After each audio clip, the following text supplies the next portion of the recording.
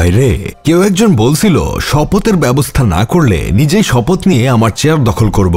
তিনি আরো বলছিল আপনারা যদি আমাকে চেয়ারে বসতে না দেন তাহলে আমার চেয়ারে বসতে 2 মিনিটও সময় লাগবে না। এইসব কথা শোনার পর আমি আসলে তার পাগলা ভক্ত হয়ে গেছি। আমি এতটাই পাগলা ভক্ত হয়ে গেছি যে আমি তার মতো বাসায় গিয়ে বাবা আমাকে বলে দিছি আমাকে যদি কবুল বলার ব্যবস্থা না করে দেওয়া হয় তাহলে আমি নিজে নিজেই কবুল বলার ব্যবস্থা করে নিব। আরো বলছিলাম কোরবানির ঈদ তো আসছেই, এই সময় যদি আমাকে তোমরা বিয়েটা করাও তাহলে মাংসের খরচটা অন্তত কমে যাবে। এরপরে যদি তোমরা আমাকে আমার বউকে নিয়ে বাসার ঘরে ঢুকতে না দাও তাহলে আমার কিন্তু বউ নিয়ে বাসায় ঢুকতে 1 মিনিটও সময় লাগবে না। এখন হয়তো অনেকে ভাবছেন এইসব কথা বলার পর আসলে আমার কি অবস্থা হয়েছিল। সেই কথা আর কি বলবো, আপনারা তো জানেনই বাপের উপরে বাটপারি করতে নাই, আর বাটপারি করতে গেলে যে পায়ের জুতা একটাও মাটিতে পড়ে না সেটা তো আপনাদের সবারই জানার কথা। তেমনি আমার বাপের পায়ের জুতা একটাও মাটিতে পড়ছিল না, সব আমার মাথার উপরেই পড়ছিল।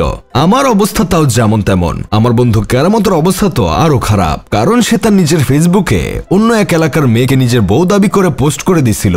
মেয়েটা তো এসব দেখে রেগে টেগে তার বাবা মাকে নিয়ে এসে কেরামতের বাবার কাছে বিচার দিয়ে গেছে।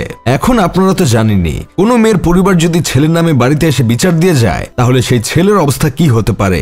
আমার বন্ধু কেরামতেরও ঠিক একই অবস্থা হয়েছিল। তবে আমি আর কেরামত যার ভক্ত হয়েছি, যত কিছুই হোক আমরা তাকে ফলো করা বাদ দিব না। আমাদের কাজকর্মে বাধা দিয়ে কোনো লাভ হবে না, কারণ আমরা নিজেদের কাজকর্ম ও কবুল বলে বউ দখল করার ঘোষণা আমরা কয়দিন পর আবার নিজেরাই দিয়ে দিব। আমাদের কেউ আটকে রাখতে পারবে না। আপাতত আমাদের আইডল ঈদের জন্য সকল কাজকর্ম বন্ধ রাখছে, তাই আমরাও আমাদের সকল কাজকর্ম বন্ধ রাখছি। ঈদের ছুটি শেষ হলেই আমরা আবার মাঠে নামবো। যদি তখন কেউ আমাদের আটকাতে আসে তাহলে আমরা সবাই মুতে তাদেরকে বঙ্গোপসাগর ভাসিয়ে দিব। কথাটা মনে রাখেন। এসব শোনার পর কোন এক বড় ভাই বলতেছিল শুধু শুধু এভাবে তাড়াহুড়া করে মানুষের গালি আর বাপ মায়ের জুতার বাড়ি খেয়ে কোন লাভ আছে? সময় হলে তো সব পাওয়াই যাবে। শুধু শুধু তোমরা কেন যে পাগলামি করতে যাও আমি এটাই বুঝি না। তাছাড়া এই বছর সব কুফারাই তাদের কুফা কাটিয়ে উঠতে সক্ষম হয়েছে।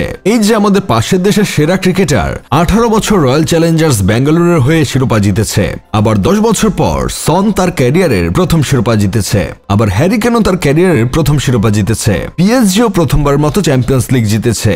যেহেতু এত বছর অপেক্ষা করার পর তাদের কুফা কেটে গেছে, আশা করছি এই বছর আপনাদেরও কুফা কেটে যাবে। সুতরাং শুধু শুধু এভাবে রাস্তাঘাটে আর বাসায় চিলাপাল্লা করে মানুষের কান ঝালাপালা করে দিয়েন না। এত বছর ধৈর্য ধরেছেন, এখন আর কয়টা দিন ধৈর্য ধরেন, এবছর আপনাদেরও কুফা কেটে যাবে। এদিকে আমাদের কুফা কাটাতে আপনারা আমাদের নতুন ফেসবুক পেজ ফলো দিয়ে দিয়েন। যাই হোক, শেষমেশ আমি গোলাম হোসেন একটা কাজের কথা কই। মুখ দিয়ে বললে যদি সব হয়ে যেত আর নিজে ঘোষণা দিলে যদি চেয়ারে বসা যেত তাহলে আমি এতদিন যে কয়টা মেয়ের জামাই হয়ে যেতাম সেটা আপনারা কল্পনাও করতে পারবেন না।